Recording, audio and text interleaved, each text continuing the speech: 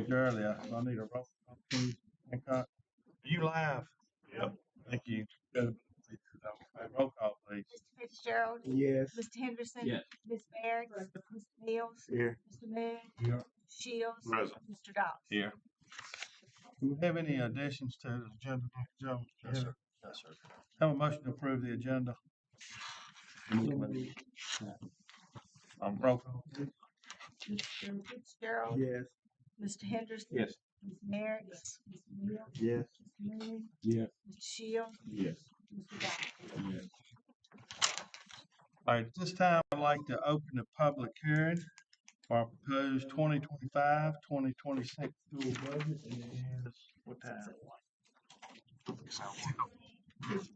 6:01, okay.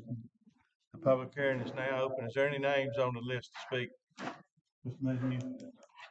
Okay.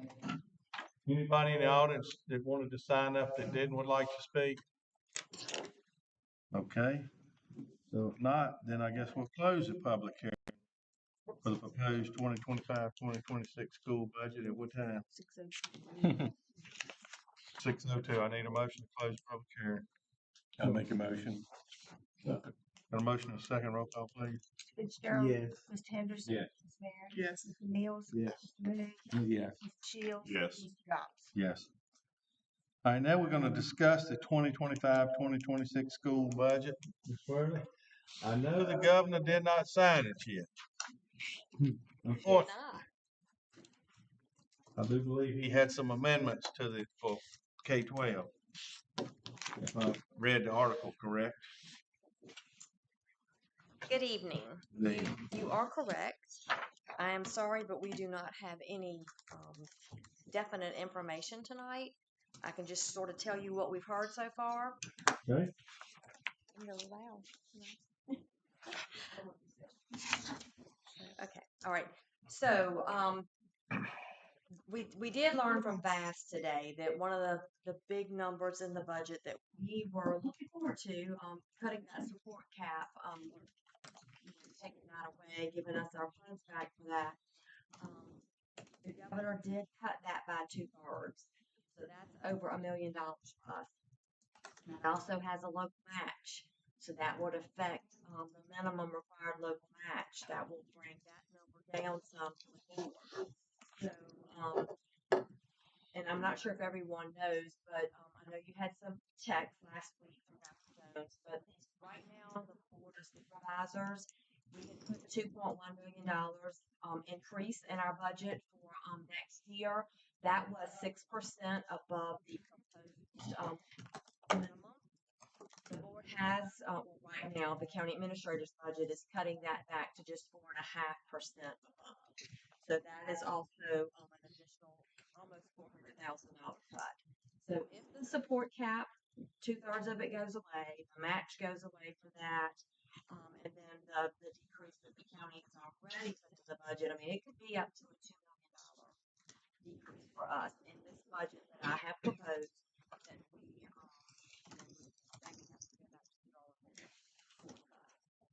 but everything is just speculation right now. We don't know.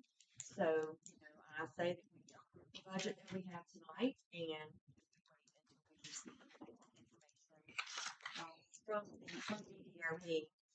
I did go back and look. We had talked about in the priority list that we had. There are several things that we are going to be able to do this year, so that's going to help. For next year, and I believe the Canvas software is going to be funded by state, so that's another expenditure that will help us there. So we're going to take it one day at a time. We're going to wait until we get some definite information. I know that we want to do contracts as soon as possible. The board of supervisors, they've also pushed their approval of the budget back to May 20th. So that's going to cause us a little bit of problem there as well. But So it's hard to do contracts before that, isn't it? it will be. They are going to propose their county administrator budget on April 15th, which now we're waiting for April 2nd to see what General Assembly is going to do too. So we're just kind of in a little waiting time frame now. We will know what the county administrator's budget looks like on April I will go to that meeting, so we'll see what that looks like. But we won't know for sure until May 20th. Just when we thought we was gonna have the budget maybe early, we're gonna go back to the same old thing on. Going back to that, to the waiting game, I guess. Yep. And we'll just have to see. I mean, like I said, we have several things that I'm very hopeful that we're gonna be able to use year-end money, some one-time projects that were in our budget. So we're gonna do the best we can with what we have. So right now, our proposed 25-26 budget is 125,699, 356. Correct. Yes. That's what we're gonna approve tonight, right? Yeah. Plus the 71, 5225, yeah. 25 for school nutrition, yes. Okay. All right. Does anybody have any questions for Ms. Worley? Any of y'all have any questions concerning the budget? I was gonna just ask, and maybe it already have, probably none. Is anything going on in Washington gonna flow through the Virginia and throw a monkey wrench into it at this time? Is there any knowledge of that?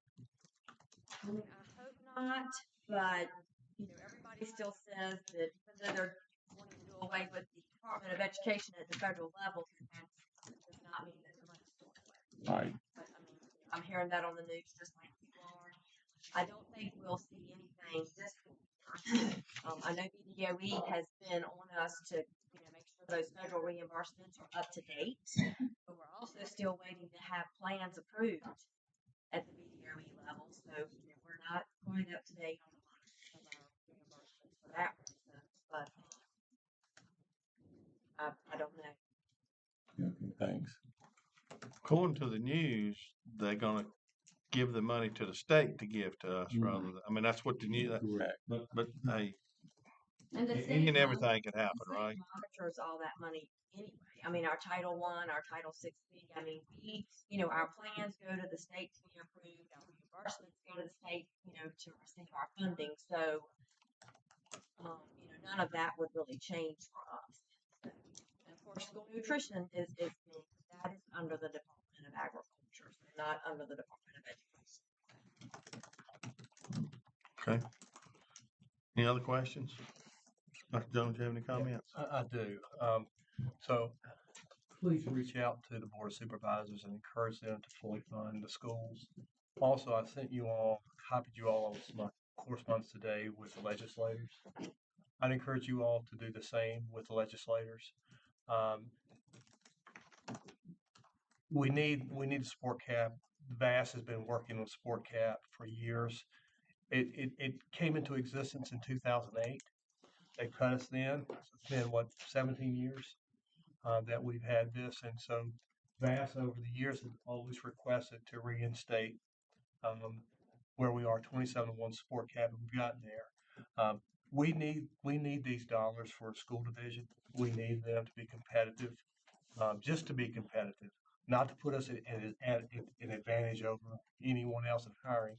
But right now, that's a critical need for us, is to hire the best, and we're having a difficult time with that. And so I would encourage you, take the verbiage that I have in my email to legislators and use that and send it out to them, because to reinstate that. And also there are a couple of other items that I mentioned in the email. If you would also bring that up too. Those are things that are taking money away from K-12 education and diverting them elsewhere. And so I'd encourage you to do the same. So please do that. Thank you. Okay. Anybody else? Thank you, Ms. Worley. I appreciate all the hard work, and I thought we was gonna be a little earlier this year, but it's not looking too good again, is it? Okay. So, yeah. Well, this time, just want to remind you that if we approve our budget, we can always, if it gets lowered, we okay. We just can't go any higher without another public hearing and all. So if we get cuts, we don't have to come back and do another public hearing. I think I'm right, right? Yes, sir. Right. Yes, sir. So at this time, I'd ask that we approve the proposed budget of $125,699,356, our regular school budget, and $7,150,225 $5 for our school nutrition budget. So move. Second. Any discussion on either one of these anymore? Roll call, please. Mr. Fitzgerald. Yes. Mr. Henderson. Yes. Ms. Merrick. Yes. Mr. Mills. Yes. Mr. Moon. Yes. Mr. Shields. Yes. Mr. Dodd. Yes. Okay. So we have up next is a VSBA Showcase Innovation Award. Ms. Brooks is gonna talk to us. I think you got a little clip for us to look at, correct? Okay. Okay. And I'm told you have a packet at your desk. Should be taken together. All right, Ms. Brooks. Okay, good evening, Chairman Doss, members of the school board, Dr. Jones. I'm going to request permission to submit an application for the Virginia Outdoor Association's 2025 Showcasing Innovation Award.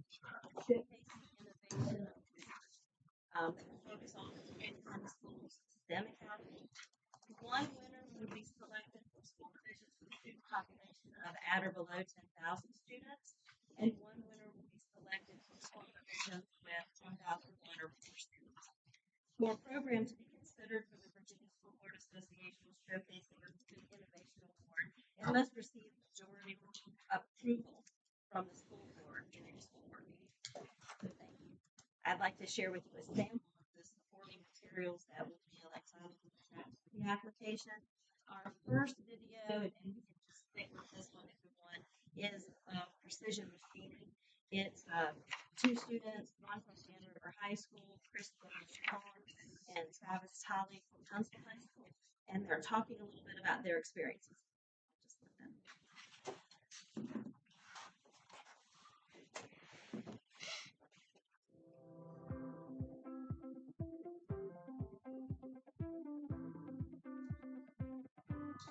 Just let them. My name is Christian Rincon, and I come from Dan River High, and I'm currently enrolled in precision machining at PCTC, and I'm in the 11th grade. I'm Travis Tolley. I am in 11th grade, and I am from Tunstall High School, and I'm in the precision machinery course. I feel this course is important because it's needed everywhere in the world to do basic functions in the world. You need tools, you need parts, you need anything that can just be used to make other things. You can't drive a nail into the ground without a hammer. You can't screw anything in without a drill. You need parts for that stuff. I think this is a good course to take just because you get to like learn a lot of things like measuring, metrology, and get a job at BWXT and like, you know, just like have a good experience and like earn money while you're doing it too. When I was in STEM Academy, we got to do lots of things with measuring. We got to come here on field trips and like explore the shop, look at the people and talk to the people. But currently are the seniors, I think, last year, and we got to talk to them and we got some like experience, like not like experience, but like we got to talk to them about like what they do in here. That sounded very interesting to me. I was at the STEM Academy. We got to, again, we did get to use our calipers and learn how to measure objects and stuff, which was very useful to actually know here. We also got to do with the CNC mill there, which was fun, albeit very simple compared to what we do now. Now we have to mess with all the dials and gizmos and make sure everything's correct. When before all we had to do was press go, watch it work, and it just worked. Now you have to individually do everything, make sure everything's correct size, have everything the correct tolerance, or else it's wrong.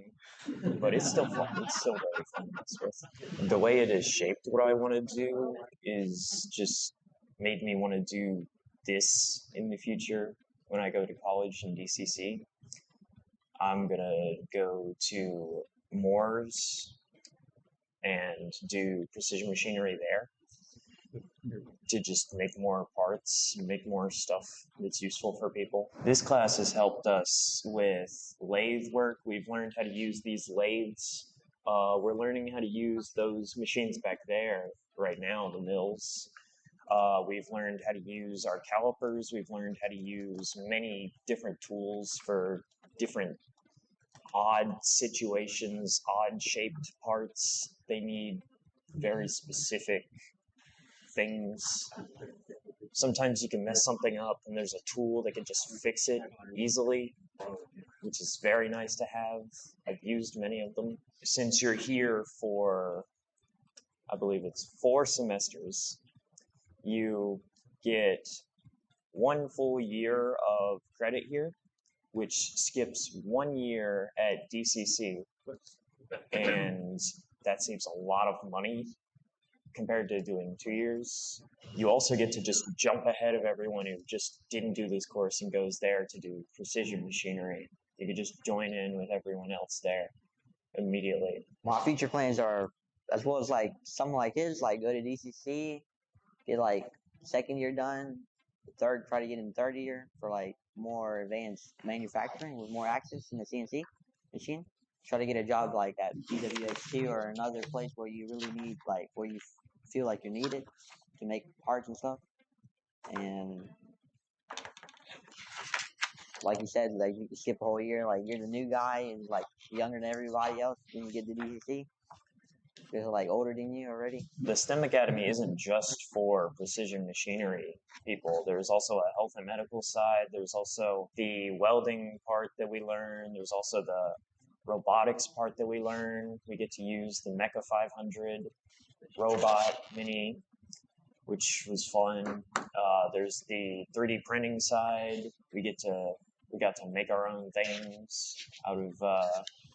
We get to also technically, I guess, model 3D modeling. We got to do that somewhat with Tinkercad, which is just a very simple drafting program, but it still worked very well. We have plenty of things that we learn at the STEM Academy. We do a lot more than just precision machinery there. Just wanted to add that STEM Academy, like you said, it's not like just like learn about one thing. It's like multiple things that can like help you in life, like communication skills and like talking to other people and learning and paying attention to like the things.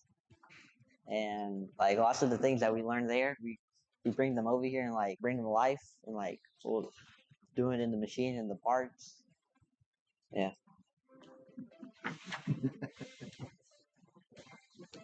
We got a lot of gizmos over there, huh?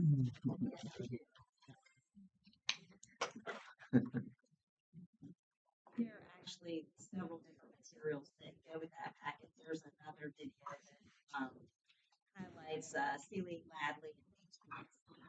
And then we also included Brandon Ramirez, the lawn design creator, who's currently at STEM. You don't have to look at those, of course, tonight. I think they're inspiring, especially during the time to kind of look at some of the great things that are happening in Pennsylvania County schools and how we're helping students shape their future. STEM Academy is one of those things that bridges that gap between middle school and career investigations and high school, 11th and 12th grade, where they determine something that's a little bit more formal in terms of training. I'd like to express a special thanks to Aaron Burton in the PCS IT department for his hard work with all the student videos. There are about 8 that I'm going to submit. It was really hard to get that one. It's long, but it has everything in it. So they were all wonderful. Your students did well. They were 2 outstanding choices there, good choices. So they did well. I told Mr. Shields I'd like to see those 2 students next year after they've been through the course for 2 years. The vocabulary and the difference in their explanations. It just see the growth in the kids, but you could really tell they clearly learned a lot in STEM Academy, and they really see a future in these professions that they're choosing. Anybody have any questions, comments from Ms. Brooks? Thank you very much. We do appreciate it. I appreciate all the hard work you and Ms. Blue all for doing over there and with the schools and all that y'all doing. I was over there today for a little while. I wanted to see the new welding booths. It's got 4 of them up. If you haven't gone and looked, you can make them. you know, the students are actually making the new welding booths in the welding shop. And to go in there and look at what those students are doing right now, to me, it's just amazing that what Mr. Wood's done and that with that one program and what they're making. If you haven't had a chance to go by there, please try to stop by the CTE PC school over next to the middle school, because what they're doing is fantastic. Got a really good group. Y'all doing a great job. Thank you. All right, I need a motion to approve for her to submit this. Another motion. I'll make the motion for the approval to submit this grant. Second. Any other discussion? Roll call, please. Mr. Fitzgerald. Yes. Mr. Henderson. Yes. Ms. Merritt. Yes. Mr. Mills. Yes. Mr. Moon. Yes. Mr. Shields. Yes. Mr. Dawes. Yes. We're gonna go in closed in a minute. Y'all see the good work they doing over there. I hope the press really, if you need anything from her, please showcase what these students are doing over there. That's kind of the gem that's not ever talked about much is what's going on in the PCTC over there. That's really a lot of good work going on over there. I think a lot of people are missing that. So, do I have a motion going close too? I move this board go into closed session pursuant to the Virginia Freedom of Information Act for the following purpose. Discuss personnel matters under section 2.2-3711A1 of the Code of Virginia, in particular personnel employment, performance, resignations, leaves, and assignments. Second. All in favor say aye. You need a roll call? Go ahead and do a roll call. Mr. Fitzgerald. Yes. Mr. Henderson. Yes. Ms. Merritt. Mr. Mills. Yes. Mr. Moon. Yes. Mr. Shields. Yes. Mr. Dawes. Yes. Brandon?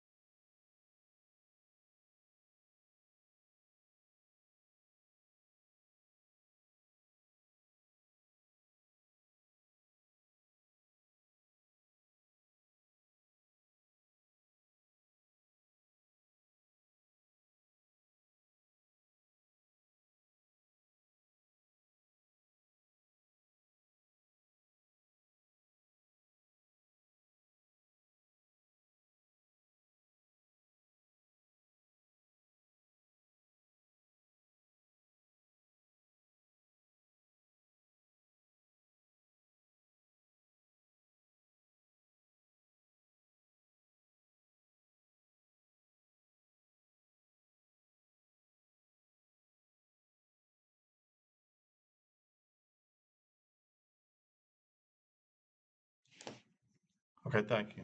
Do you want to redo it? Yes. Let's do it one more time since we wasn't streaming. Do I have a motion to certify? So moved. Second. Okay, roll call, please. Mr. Fitzgerald. Yes. Mr. Henderson. Yes. Ms. Merritt. Yes. Mr. Mills. Yes. Mr. Moon. Yes. Mr. Shields. Yes. Mr. Dobbs. Yes. Motion from closed, please. We have a motion to approve personnel changes for March 25, 2025 as presented and discussed. So moved. Second. Any discussion on any personnel changes? Roll call, please. Mr. Fitzgerald. Yes. Mr. Henderson. Yes. Ms. Merritt. Yes. Mr. Mills. Yes. Mr. Moon. Yes. Mr. Shields. Yes. Mr. Dobbs. Yes. Have a motion to adjourn? Before we do that, there's several things going on tomorrow to remind people. Okay. Gifted is having and their 8th grade presentations at 10 at Chatham, no, at Stillman. I think it's Chatham High School. Maybe it's Chatham. The student forum is from 10 to 2 tomorrow. The school board has a event tomorrow night. Regional meetings tomorrow night. And then I would like to invite you all to Dan River High School softball team is doing a benefit for Kara Eastwood on Friday when Dan River plays Tunstall. It starts at 5:30. There'll be bake sales, silent auctions, auction items, all of that to benefit Kara. I know the last time she had her treatment, her second round of chemo did not treat her well at all. So she's fixing to start her third round now, You said at 5 o'clock. 5:30 on 5:30. Friday Dan River. at Dan River. So Dan River and Tunstall softball will be playing. She got denied a drug that cost $50,000, and they denied that, didn't they? I didn't hear that That's detail. what I was told last night. Yeah, she had I mean, it was a struggle Yeah. this second round. How many more rounds you gotta go? Hmm? How many more rounds is? I don't know. What year is she? Is she a She's a 9th grader, yes. Yeah, spent her birthday in the hospital. Wow. Still need to keep her on. So if you guys can be out Friday night, we would love to see you there. All right. Now that- Is that all? You got Kevin? We got a motion. Motion to adjourn. So moved. Second. Roll call, please. Mr. Fitzgerald. Yes. Mr. Henderson. Yes. Ms. Merritt. Yes. Mr. Mills. Yes. Mr. Moon. Yes. Mr. Shields. Yes. Mr. Dobbs. Thank you.